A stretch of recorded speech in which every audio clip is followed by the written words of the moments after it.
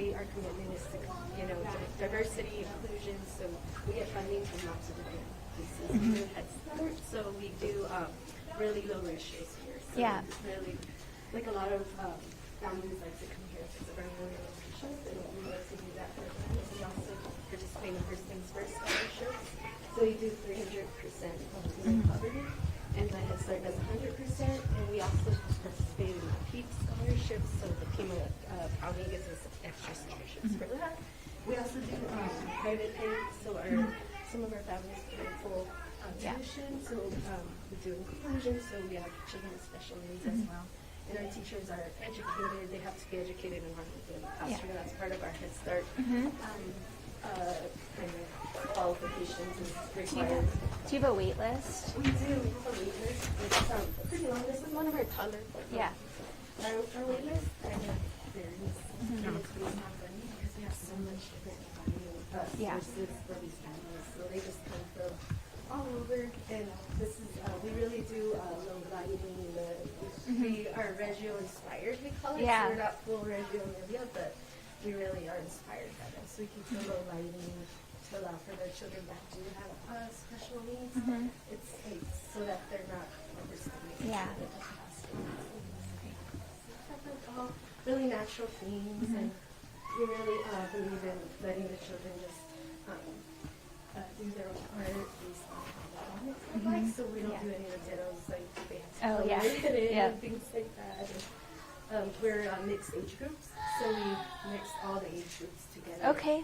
Yeah, so we do 12 months to 36 months in our toddlers, and then we do 3 years to upwards of kindergarten in our preschool. Okay. And it just allows for the children to really get to know their teachers, get to know their peers, and they're in there for a longer versus having to transition every 6 months. A lot of programs transition as soon as they turn a certain age and to move out, but here we really want them to get to know the teachers, get to know the families, get to know the kids, and they get to move together too.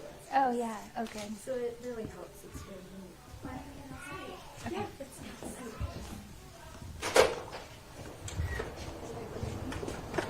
Let me kind of look for. Okay.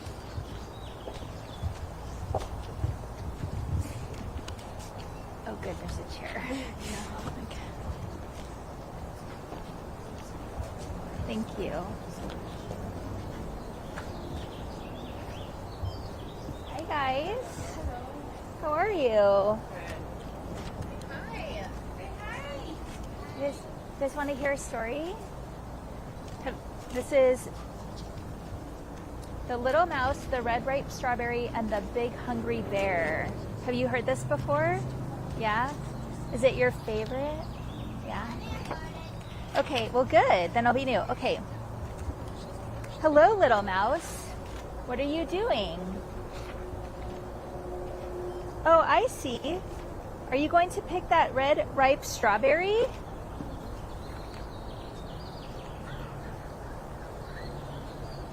But Little Mouse, haven't you heard about the Big Hungry Bear?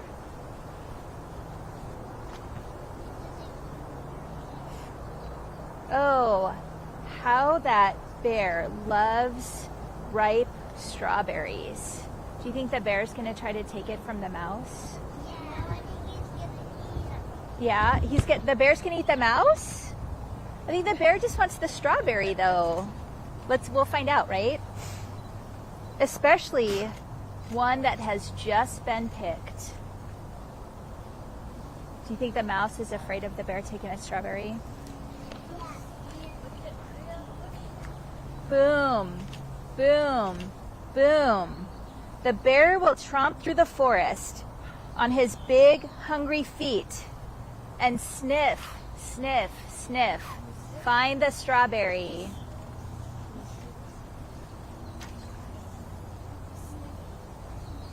No matter where it's hidden. Bears can probably smell better than we can, huh? Do you think you could find a hidden strawberry with your nose?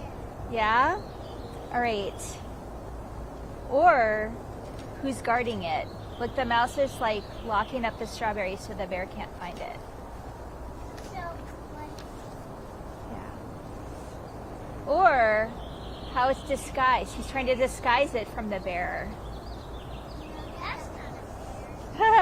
No, it's the strawberry. The mouse is trying to disguise it. Quick. There's only one way in the whole wide world to save a red, ripe strawberry from the big, hungry bear. What do you guys think that way is? Right, yeah, the mouse is hiding, and I think the strawberry's under the blanket with him, but the bear's gonna find it because he can smell it. So how do you think the mouse can save the strawberry from the bear?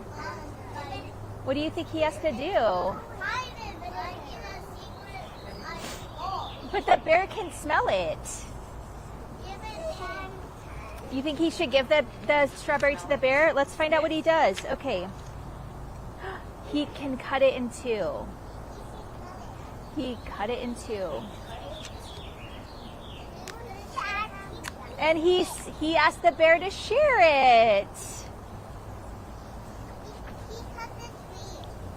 And we'll both eat it all up. Yum. Now that's one red ripe strawberry, Now that's one red ripe strawberry the big hungry bear will never get. Wait, who did he share it with?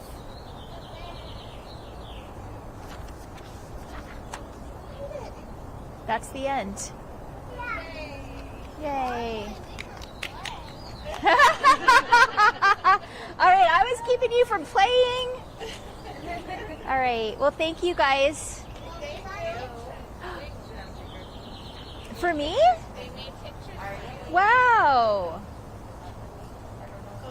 Okay.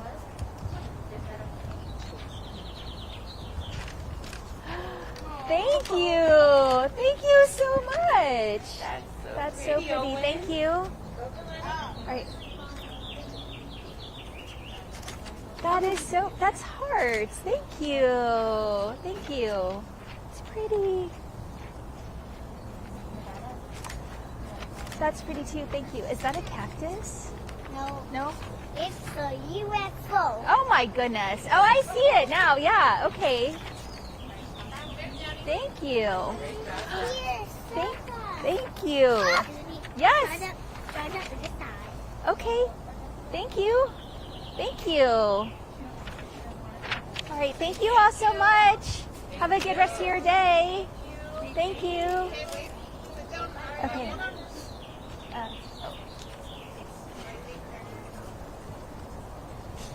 Thank you.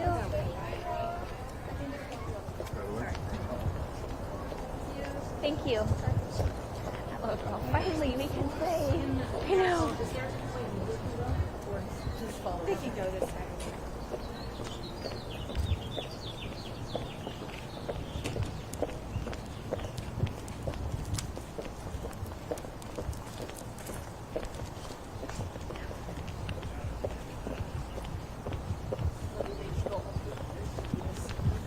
You guys are going up to the room? Yeah, I can take the stairs.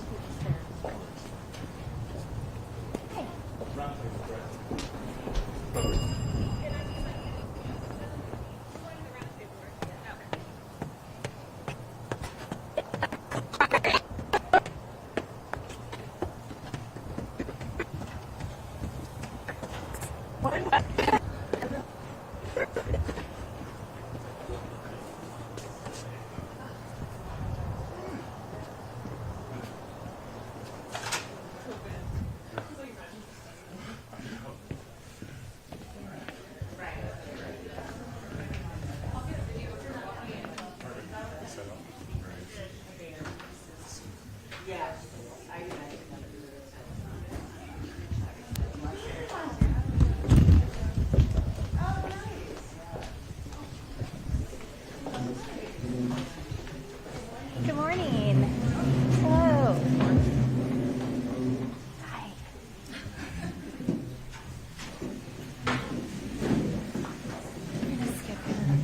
Okay, all right. Well, good morning, everyone. Thank you so much for joining me for this roundtable. I have been talking a lot this year about the Arizona Promise, which is the promise that families like yours and everyone across the state can achieve freedom and security and opportunity. And I think that having access to quality, affordable childcare is essential to that promise. And I also know that for too many people, affordable childcare is just out of reach for them. I raised 2 kids here. I know the struggle of that expense, and it's only gotten worse since my kids were little. And so I am really committed to making sure that we're addressing that issue for families across Arizona. And I've presented a plan to the legislature that will cut the cost of childcare up to 2/3 for so many families across the state. And your information that you're sharing today is going to really help as we work to get that plan across the finish line. So thank you. Thank you so much for being willing to be here and do that. And so with that, I'll just kick it off with a question. What are some challenges that you've experienced with accessing childcare? And has it impacted decisions you've made about where to live, where to work, or other expenses you have in your household? And we can start anywhere. Absolutely. Yeah. My name is Jacqueline Gomez. I am a mother of a very special 5-year-old boy. And this year specifically, we ran into quite a difficult challenge where we weren't trying to jeopardize the quality of care that I wanted for my son because of the affordability. We were lucky enough to have been able to qualify for a scholarship within the preschool that he's at, but without that scholarship, there was no way I could have afforded it. Yeah. Thank you. Yeah. Hi, Gabby Berryhill. I am a mother to 4 children, 7, 4, 1, 4 months old. I'm from Graham County. And up until a week and a half ago, I was very proud of probation officer for Graham County. I worked with adults, I worked with addicts. I was very fortunate to be recovery court probation officer, but because there is no child care in Graham County for 0 to 3, I had to quit my job. We lost an income. We're now on a single income, and that changes retirement, that changes vacations, extracurricular activities, food, because we've lost an income. Thank you. Thanks for making the trip from Graham County. Thank you. Yeah. Good morning. Thank you for having me. My name is Kayla Shute, born and raised here in Tucson. First, I would like to start by saying that I see these programs as child care. I see it as an opportunity for education and development of my son. Being a mother of 4, in which really the only question tied to me is the child care support your ability to work or pursue your own education. Since my brain tumor back in 2020, I have not been able to work full time, but the program has provided me to work part time, in which being a single mom, it's really just provided I have been able to caretake part time, which has been able to provide the essential needs that my children need. Thank you. Good morning. My name is Jordan Guzman. I live in Morro Valley. My husband and I have 5 children, ages 16 to 3 years old. I work for Child Parent Centers, which is our Head Start grantee here in southern and southeastern Arizona. That's my full-time job. I received a promotion with them 5 months ago, but before that, for almost 2 years, I also worked a part-time job on top of my full-time job, evenings and weekends, just to afford the child care we needed. So that was rough. I'm thankful I don't have to do that anymore, but sometimes we just, as families, we make big sacrifices, not just, for our time with our children, but in order to be able to provide for them and not lose my full-time income. It just felt like the right move at that time, and it's difficult sometimes. Yo me llamo Carmen Borrego, soy de Colombia, tengo 3 hijos, 2 adultos, un bebé de 11 meses y un bebé. Y la beca pues me ayuda con el bebé para poder trabajar. I am Carmen Borrego. I'm from Colombia, and I have an 11-month-old child. I clean houses for living, and that helps me to pay for my house care. Thank you. Good morning. My name is Jennifer Carrasco. I'm a mom of 3, ages 6, 4, and a 3-month-old. And my family has benefited a lot from the Head Start program. I have 2 children enrolled in the program, and it's been amazing for my family. There was a time that we did not qualify because of the very low income guidelines. And I know that there's a lot of families, hardworking families, that are on the same boat. Unfortunately, I feel some people that qualify may even lie in order to meet that eligibility, and it leaves the hardworking, honest people, with very few options. Preschool options are very limited. There aren't any scholarships that I'm aware of to help with preschool. So just increasing the resources to Head Start programs, the capacity, and reforming those income guidelines would be a huge blessing. And also my daughter is enrolled in a private Christian school, and we've been blessed to receive full funding from STO organizations, but I know there are families that benefit from ESA as well. And 99% of the children that are enrolled in that school receive some sort of ESA or STO funding, and I do worry for the future of my children, the other little 2, if they become enrolled.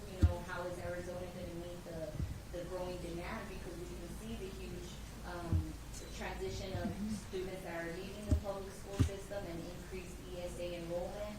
And I would just pray and hope that we can continue to support that and not reprimand those higher income families, because they are being more into taxes and shouldn't have to be penalized for that and receive less, because all of the children, whether your parents make more or less money, should have that equal opportunity in their education. So I just pray you consider that in your budget.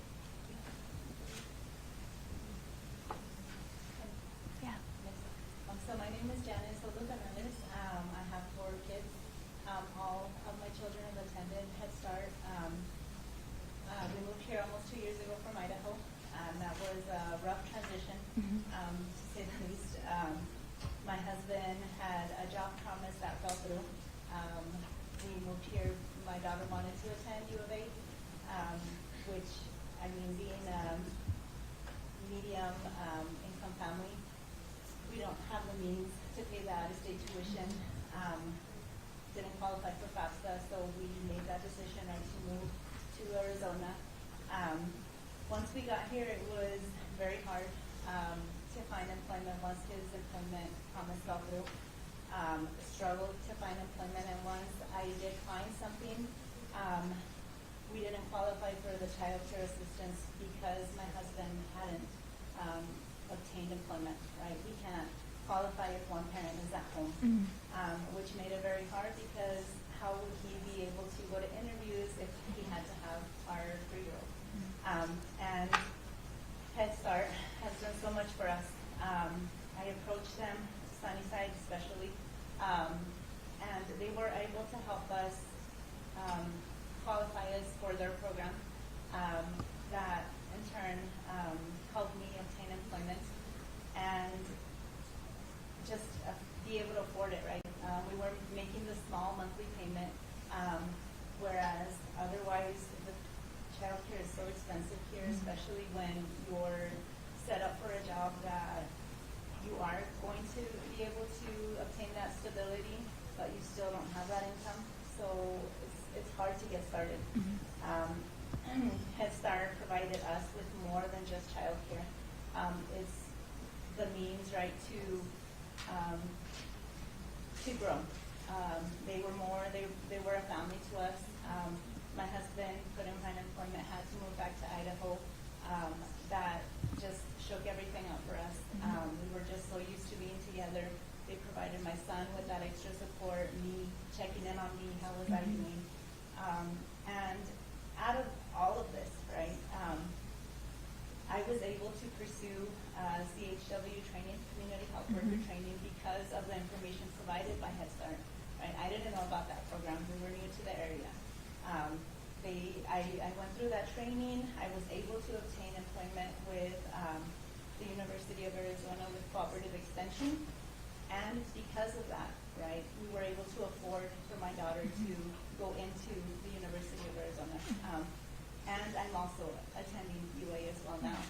So, I mean, nothing would be possible of what we're going through right now, how we're growing, unless we had that support from Head Start to be able to do all of this, to obtain that stability, that security for our kids again, and to fulfill that dream that I had, because I put it on pause, right? Yeah. I had kids, so. But yeah, it's a wonderful program, and it is very, very much needed. Great, thank you. Yeah. So what are some things that would make childcare more accessible or more effective for your family? And do you find that the options available are inclusive of students with special needs? Yeah. Hi, I'm Jessica Lopez. I'm a single mom of 3 kids. I also been helped with the childcare with Head Start program, but now I'm on a different program that it's not. I was part of the DS. I was getting help from the government. It stopped last year in October, so I've been waiting for them to answer. But the question is here, how can I be more accessible? Is if we can have. I'm from Nogales, born and raised. So I don't have any help. The only help I have is the school. So for me, it's been waiting for long. But I don't have it. Like for us from Nogales, we have to drive all the way here to get help. To submit papers, to do everything. It's been 3 times. I've been coming, no answer at all. I call 100 times the number. They don't give me an answer. Now I have a debt with the school of $2,000 because they stopped it without letting me know. So it's been hard as a single mom trying to provide to your house without having someone to take care of your kids. Now the program has been cut up to half time. I have to make, I'm a countless houses, so I work by appointments. So now I have to cut my appointments from 9 to 1 because I need to go pick up my daughter up part-time with me. How am I supposed to support my family with a part-time? It's like, and even though they try to help, I don't have any scholarship, so I need to work to pay more for childcare. And sometimes I make the same amount of money that I have to pay for childcare. How am I supposed to do it? Yeah. And it's been hard for me trying to support my household without.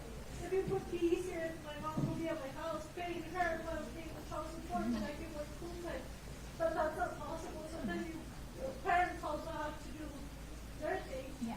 And then for us, it's hard to pay now that I have to work less. Yeah. So for me, it will be more accessible if I can have someone just to represent,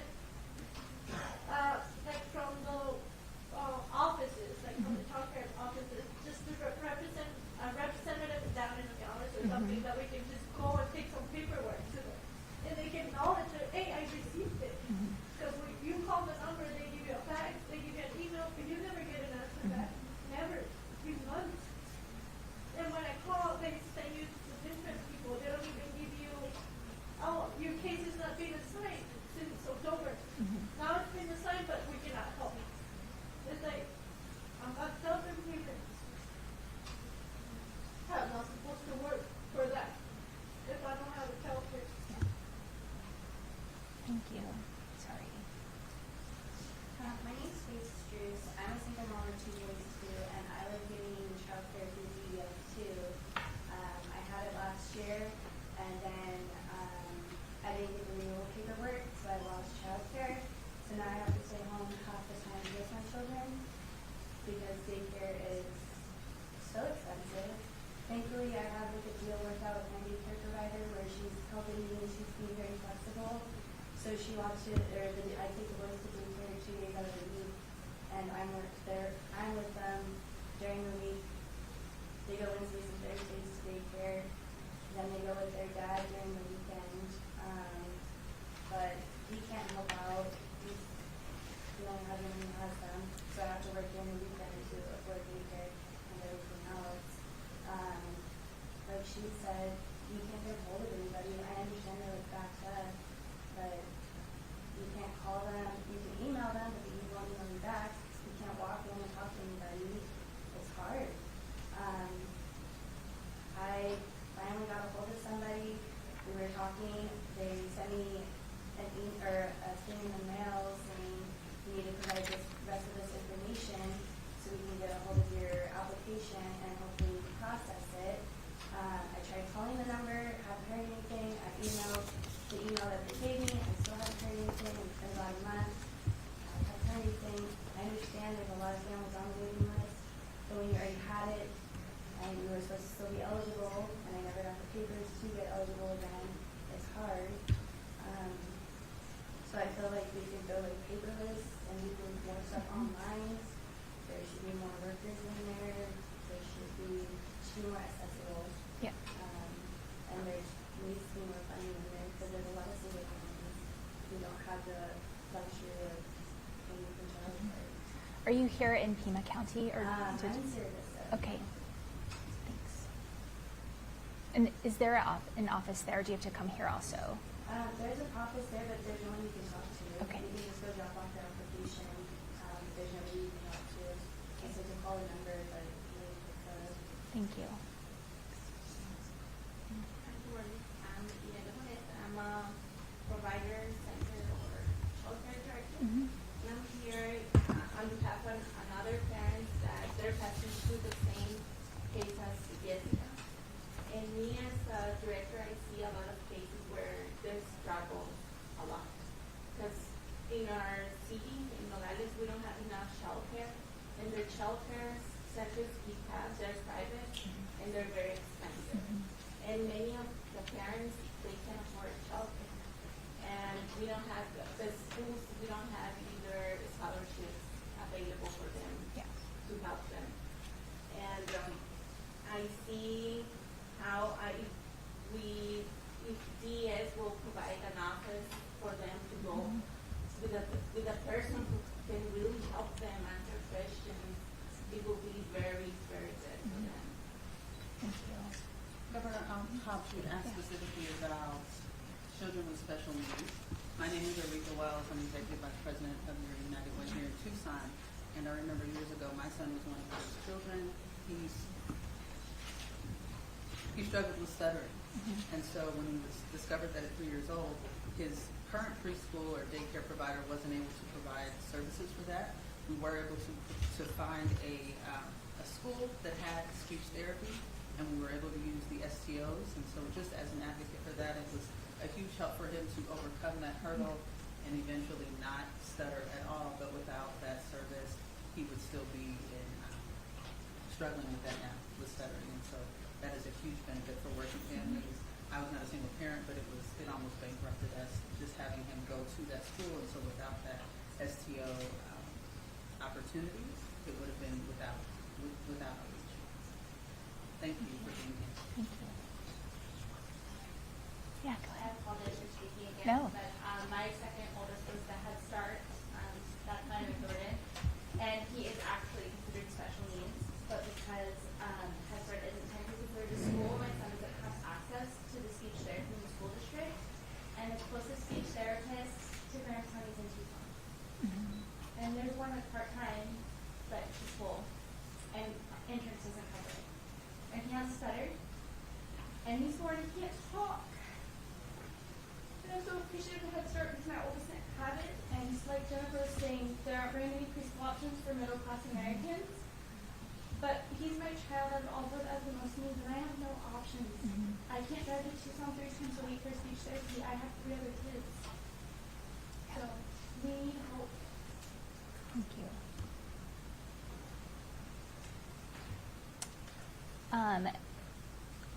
Can anyone share about how having access to childcare supported your ability to work or pursue your own education? Yeah. Hi, Governor. Yeah. I'm a single mom to a 4-year-old. I'm currently a full-time student. I don't qualify for a DES government program scholarship. So through the FEMA college, I am with C Campus, where they're able to offer high-quality childcare for my son. While he goes to school, I get to go to school,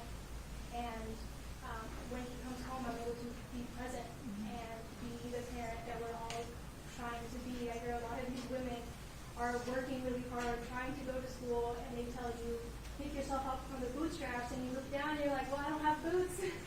So C Campus has been like a real lifesaver for us, and it's been a wonderful, great opportunity.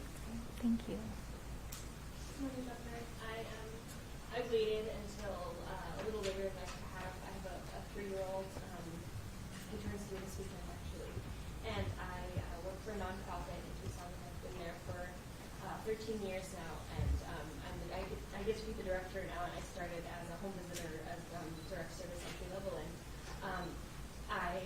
we teach child development, and so I had my baby, and not that I went into it being like, oh, I'm going to be an expert, but I was shocked at just how difficult it was, and just something I had no idea how to do, and I was so confident in my job, and I loved my job so much that it was really difficult for me, and I was so grateful. I remember the first day I dropped him off with childcare. It was difficult, but I also felt this opportunity to feel this part of me again. I had worked this career for so long that it was really difficult to find this new part of me, and so having childcare that I trust is just so near and dear to my heart that I'm able to really be these 2 parts of myself, a mother, but also give back to my community in a way that feels really real to me, in the nonprofit I work for. So I'm so grateful every day to be able to have a high quality childcare that I trust with my sons. Thank you. Good morning. My name is Erin Yocum. I am a mother of 2 girls, ages 8 and 5. I'm originally from Washington State, but my husband is an active duty service member, and we're stationed at Davis Mountain. I'll have been here for 4 years in July. He'll have been here for 3 because when we first got here, he was stationed in Korea on an unaccompanied tour. I'm also here with Nora. I'm a part-time student at FEMA, and we partake in the C Campus, which means child care access to his parents in school. Having access to childcare has allowed me to pursue my education while knowing my child is safe, content, and engaged. It's given me the freedom to focus on my studies, care for myself, and be present for my family. Julie's support has been life-changing. Her encouragement, her kindness, and her steady presence have made me feel seen, supported, and never alone. I too am here without a family. I don't have support outside of Julie, outside of Lauren. By the end of this and obtaining my degree, I can guarantee I've spent more time crying in the closet than I will have focusing on my studies. I don't want to go back. Everyone here doesn't want to go back. We've come far. Our husbands work hard. We work hard. Our children deserve safe places to go. Everybody does. We want to exceed. We want to succeed for ourselves. We want to succeed showing our children what to do. And I would not be able to do that without C Campus. I would not be able to do that without any of this. I confidently know what I want to do, and I now have the access to get to that, and everybody deserves that, not just me, not everybody. Anybody on that base, anybody in this city, their children deserve education, their children deserve a place to go so that people can afford to feed their families. Yeah. Thank you. I'd like to share with you. I became a mom at 19 years old while I was a full-time student at the University of Arizona. My second child was born when I was 20, and I was still a full-time student. I became a single mom halfway through my undergrad, and there's no way I would have been able to stay in school to pursue my degree without the assistance of childcare and the funding that was available to me at that time that I was able to take advantage of. I was able to complete my degree a semester early and have my 1- and 2-year-olds at my graduation. I began working full-time shortly after, which was actually possible through the assistance of First Students First Scholarships. So I was able to work with the WIC program, work 410s, and my children had a safe child care that I was able to afford. Since then, I made a career in working with children and families. I worked my way up to become the director of my department at Head Start. I'm now married. I've added 3 more children to our family and obtained my master's degree. All 5 of our children have been enrolled in child care so that my husband and I are able to provide for our large family. It has been an extremely large part of our lives and our budget. At one point, I think we paid more in child care than we were paying on our mortgage. So my hope is that we can work towards more options for affordable, high-quality child care options, so families can be successful and we just thrive in our communities all over Arizona, no matter what their income level is. And I hope that we can find alternative ways to pay for to pay child care providers a higher rate in order to have more high quality programs available for everybody. Yeah. Thank you. Thank you. Anyone else before we wrap up? Yes. My name is Anna Maria, and I'm a mother of one child. I've been a single mother the entire time, and I don't also have family support here. I moved from out of state, and I was inspired to change careers after having my son due to a lack of childcare assistance at the time, and I was able to qualify for the DES childcare assistance, and which we applied to the school, their after-school program, which provides excellent childcare. But we noticed that it's not available at most schools, even here in Tucson, and it's just been an excellent support for us to have that childcare available. And also, it was part of the reason why I chose that school. A lot of schools I had to pass over because there just was no after-school program, no childcare, or even a childcare center that they coordinated with. So I think that's an area that definitely deserves some more funding as well. Yeah. Thank you. Well, thank you all so much for being willing to share your experiences. I am committed to addressing this issue and working to make sure that families across the state have access to affordable childcare. I know we need to do better, and you being here today is going to help us really push for that. So it's a priority in my budget, and we're working with the legislature. There's a lot of support from employers who also know this is a big challenge, and so hopefully we're going to get it across the finish line. And I won't give up, so even if we don't get everything we want this year, we'll continue working on it, but really appreciate your willingness to be here and have this conversation. So thank you so much. Thank you.